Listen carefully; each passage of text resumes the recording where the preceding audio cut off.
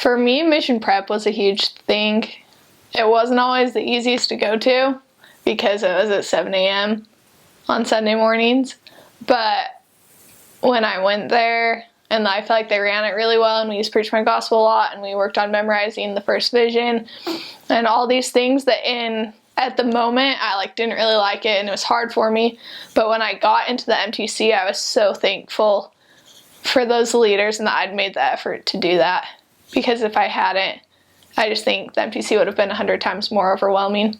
So I think just being familiar with preach my gospel and the accounts of the first vision and making sure that I knew those things and had a testimony of them, which obviously grew a ton, but I think that was really helpful.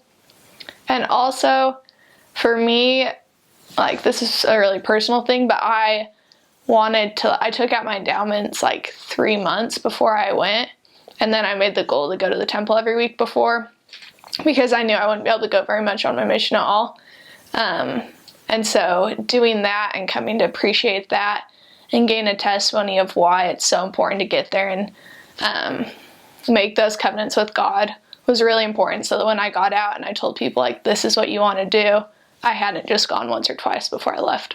So it was good to go a lot for me. We had a temple in Bismarck, but because the mission was so big, unless you were pretty much in the Bismarck or maybe Minot zone, so if you were within 2 hours, you could go on P Day if a member would take you. And so, unless you were right there in the city. So it was hard to go, and I was never, in one area I was 4 hours away, and in another I was 6 hours away. So I never got to go. And the mission home used to not be where the temple was. So a lot of missionaries never got to go to the temple while they were there.